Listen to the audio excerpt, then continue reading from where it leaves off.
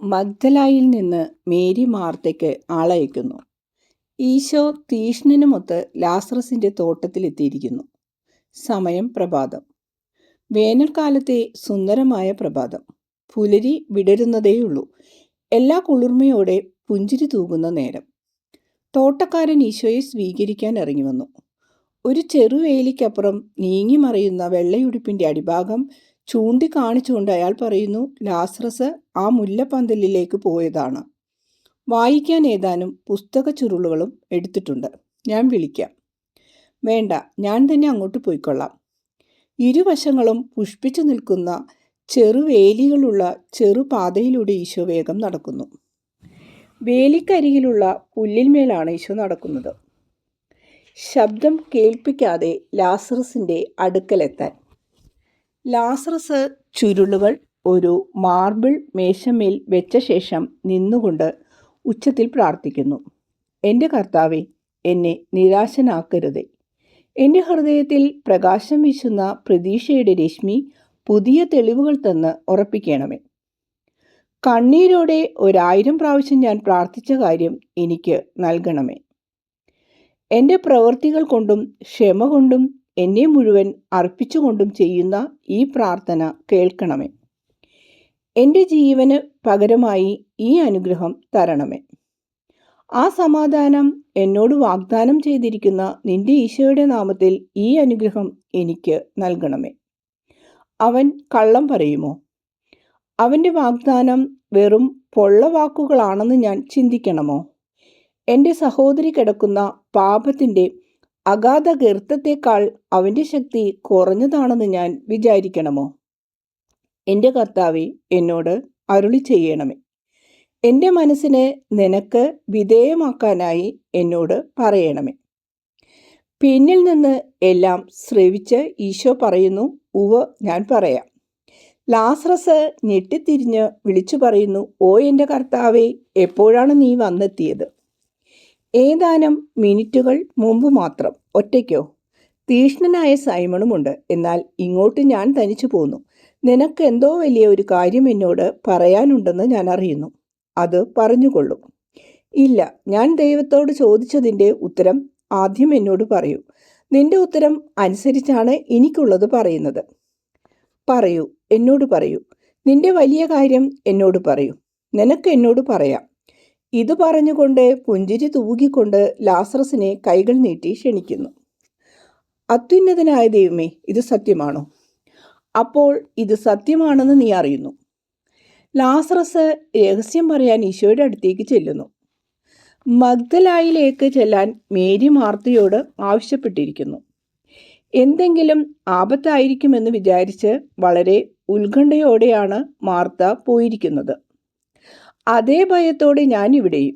എന്നാൽ മാർത്തായുടെ കൂടെ പോയിരുന്ന ഭൃത്യൻ വശം അവൾ കൊടുത്തയച്ച കത്ത് എനിക്ക് പ്രത്യാശ നൽകുന്നു. നോക്കൂ, ഞാനത് ഇവിടെയാണ് വെച്ചിരിക്കുന്നത്. അതെൻ്റെ ചങ്കിന്മേലാണ് വെച്ചിരിക്കുന്നത്. ഒരു നിധിയേക്കാൾ എനിക്കത് വിലപ്പെട്ടതാണ്. വളരെ ചുരുങ്ങിയ ഒരു കത്ത്, ഏതാനും വാക്കുകൾ മാത്രം. എങ്കിലും ഇടയ്ക്കിടയ്ക്ക് ഞാനത് വായിക്കും. വാസ്തവത്തിൽ അവളിങ്ങനെ എഴുതിയെന്നുള്ളത് സ്ഥിരപ്പെടുത്താൻ നോക്കൂ. ലാസറസ് ഉടുപ്പിനടിയിൽ നിന്നും ഒരു ചെറിയ ചുരുളെടുത്ത് പറയുന്നു, നോക്കിക്കേ, വായിക്കൂ, ഉറക്കെ വായിക്കൂ. നീ അത് വായിച്ചു കേൾക്കുകയാണെങ്കിൽ അത് സത്യമാണെന്ന് എനിക്ക് ഒന്നുകൂടി ഉറപ്പായി ബോധ്യപ്പെടും. ലാസറസേ, എൻ്റെ സഹോദര, നിനക്ക് സമാധാനവും അനുഗ്രഹവും നേരുന്നു. സുരക്ഷിതരായി കുറഞ്ഞ സമയം കൊണ്ട് ഞങ്ങൾ ഇവിടെ എത്തി. എനിക്ക് ഭയം കൊണ്ടുണ്ടായ ചങ്കിടിപ്പെല്ലാം മാറി. മേരി, നമ്മുടെ മേരി സുഖമായിരിക്കുന്നു. ഇനിയത്തെ കാര്യം ഞാൻ പറയട്ടെ. മുമ്പിലത്തെ പോലെ അത്രയും അസ്വസ്ഥതയുള്ളവളായി തോന്നുന്നില്ല. അവൾ എന്നെ കെട്ടിപ്പിടിച്ച് കരഞ്ഞു. വളരെ ദുഃഖത്തോടെയാണ് അവൾ കരഞ്ഞത്. പിന്നീട് രാത്രി ഉറങ്ങാൻ എന്നെ കൂട്ടിക്കൊണ്ടുപോയി. മുറിയിൽ വെച്ച് ഗുരുവിനെക്കുറിച്ച് പലതും എന്നോട് ചോദിച്ചു. ഇപ്പോൾ ഇത്രമാത്രം അവളെ കാണുകയും അവളുടെ സംസാരം കേൾക്കുകയും ചെയ്തപ്പോൾ എൻ്റെ ഉള്ളിൽ പ്രത്യാശ വളരുന്നു. എൻ്റെ പ്രിയ സഹോദര, പ്രാർത്ഥിക്കൂ, പ്രത്യാശയുള്ളവനായിരിക്കൂ. ഓ, ഇത് യഥാർത്ഥമായിരുന്നെങ്കിൽ ഞാനിവിടെ കുറച്ചു ദിവസങ്ങൾ കൂടെ ചെലവഴിക്കുകയാണ്. കാരണം പ്രലോഭനങ്ങൾ ഉണ്ടാകുമ്പോൾ അവളെ ശക്തിപ്പെടുത്തുന്നതിന് ഞാനും കൂടെ ഉണ്ടാകണമെന്നാണ് അവളുടെ ആഗ്രഹം. അവൾക്ക് പഠിക്കണമെന്നാണ് പറയുന്നത്. എന്താണെന്നോ? നമുക്ക് പണ്ടേ അറിയാവുന്ന കാര്യം, ഈശോയുടെ പരിധിയില്ലാത്ത ഔദാര്യം. ബെഥനിയിൽ വന്ന ആ സ്ത്രീയുടെ കാര്യം ഞാൻ അവളോട് പറഞ്ഞു. അവൾ ചിന്താമഗ്നയാണ്. ഇപ്പോൾ വളരെ ചിന്താമഗ്നയാണ്. ഈശോ ഇവിടെ ഉണ്ടായിരുന്നെങ്കിൽ എന്ന് ഞാൻ ആശിക്കുകയാണ്. പ്രാർത്ഥിച്ചു കാത്തിരിക്കൂ. കർത്താവ് നിന്നോടുകൂടെ ഉണ്ടായിരിക്കട്ടെ. ഈശോ ചുരുൾ തീർത്ത് തിരിച്ചേൽപ്പിക്കുന്നു. ഗുരുവേ, ഞാൻ പോകാം. ഒരു 2 ആഴ്ചക്കകം കഫർനാമിൽ വന്ന് എന്നെ കാണാൻ മാർത്തയോട് പറയുക. അത് സാധിക്കുമോ? സാധിക്കും. അത് ചെയ്യാൻ പറ്റും. അപ്പോൾ എൻ്റെ കാര്യം എങ്ങനെ? നീ ഇവിടെ താമസിക്കുക. ഞാൻ മാർത്തയെയും ഇങ്ങോട്ട് പറഞ്ഞേക്കാം. എന്തുകൊണ്ടാണത്? കാരണം രക്ഷയിലേക്ക് കടന്നു വരുന്നത് ഏറ്റവും രഹസ്യമായിട്ട് വേണം. അതങ്ങനെയാണ്. മാതാപിതാക്കളോ സഹോദരനോ കാണുന്നതാണ് അവർക്ക് ഏറ്റവും ലജ്ജ വരുത്തുന്നത്. ഞാനും നിന്നോട് പറയുന്നു, പ്രാർത്ഥിക്കുക. ഈശോയുടെ മാറിൽ ചാരി ലാസറസ് വലിയ ദുഃഖത്തോടെ കരയുന്നു. കരച്ചിൽ കുറച്ച് ശാന്തമായപ്പോൾ മനസ്സിലെ ഉത്കണ്ഠയും നിരാശയുമെല്ലാം ഈശോയോട് പറയുന്നു. 1 വർഷത്തോളമായി ഞാൻ പ്രത്യാശയോടെയും നിരാശയോടെയും കഴിയുകയാണ്.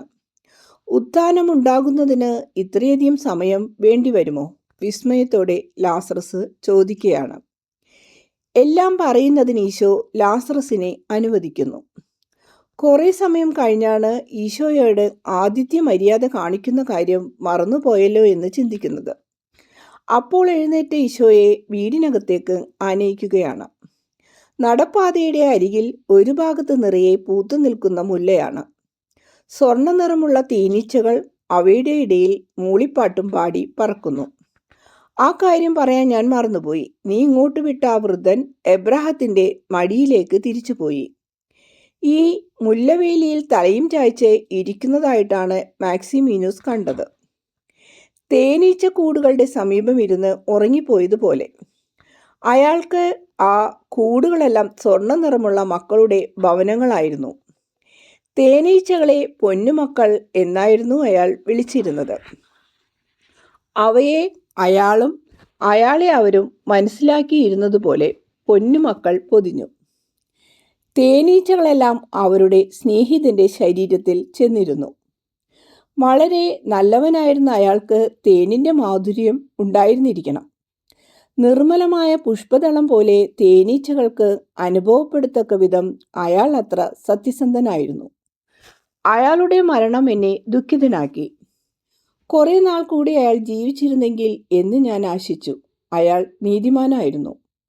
അയാളെ ചൊല്ലി വിലപിക്കേണ്ട. അയാൾ സമാധാനത്തിലാണ്. ആ സമാധാനത്തിൽ നിനക്കായി അയാൾ പ്രാർത്ഥിക്കുന്നുണ്ട്. എവിടെയാണ് അയാളെ സംസ്കരിച്ചിരിക്കുന്നത്? ഈ വൃക്ഷത്തോപ്പിന്റെ അങ്ങേയറ്റത്ത് തേനീച്ചപ്പെട്ടികളുടെ അടുത്ത് തന്നെ. വരൂ, ഞാൻ കാണിക്കാം. ലോറൽ മരത്തോപ്പിലൂടെ ഇരമ്പുന്ന തേനീച്ചകളുടെ കൂടുകളുടെ സമീപത്തേക്ക് അവർ നടക്കുന്നു. ജൂലൈ 23, സമയം 8 മണി. കന്യകാമാതാവിനോടും മറ്റു ശിഷ്യകളോടും കൂടെ മേരിമാർ, യോവന്ന, ഏലീശ എന്നിവരാണുള്ളത്. യൂദാസ് വണ്ടിയിൽ നിന്നിറങ്ങുന്നു. ആൾ വളരെ ക്ഷീണിച്ച് വിളറിയിരിക്കുന്നു. ദർശന സമയത്ത് വീട്ടിലുണ്ടായിരുന്ന ബഹളം നിമിത്തം ആ സമയത്ത് തന്നെ എഴുതാൻ എനിക്ക് കഴിഞ്ഞില്ല. അതേക്കുറിച്ച് എനിക്ക് ലഭിച്ച വിവരം ഇതാണ്.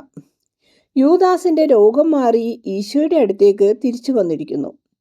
കന്യകാമാതാവും യോവന്നയും അയാളെ ശുശ്രൂഷിച്ചിരുന്നു. യോവന്നക്ക് നിർബന്ധമായിരുന്നതിനാലാണ് ശിഷ്യകളും യൂദാസും വണ്ടിയിൽ ഗലീലയിലേക്ക് പോകുന്നത്. ഈശോ അത് സമ്മതിച്ചു ബാലനെയും വണ്ടിയിൽ കയറ്റി. എന്നാൽ യോവന്ന ജെറുസലേമിൽ ഏതാനും ദിവസങ്ങൾ താമസിക്കുകയാണ്. ഏലീശായും കൂടെയുണ്ട്. കുറച്ചു ദിവസങ്ങൾ കഴിഞ്ഞ് ഏലീശ ബെത്സൂറിലേക്കും യോവന്ന ബത്തേറിലേക്കും തിരിച്ചു പോകും. ഏലീശ ഇങ്ങനെ പറഞ്ഞത് ഞാൻ ഓർക്കുന്നു. തിരിച്ച് ബെത്സൂറിലേക്ക് പോകാൻ ഇപ്പോൾ എനിക്ക് ധൈര്യമുണ്ട്. കാരണം എൻ്റെ ജീവിതം മേലിൽ ലക്ഷ്യമില്ലാത്തതല്ല. എൻ്റെ സ്നേഹിതരും നിന്നെ സ്നേഹിക്കാൻ ഞാൻ പ്രയത്നിക്കും. യോവന്ന ഇപ്രകാരം പറഞ്ഞതും ഞാൻ ഓർമ്മിക്കുന്നു.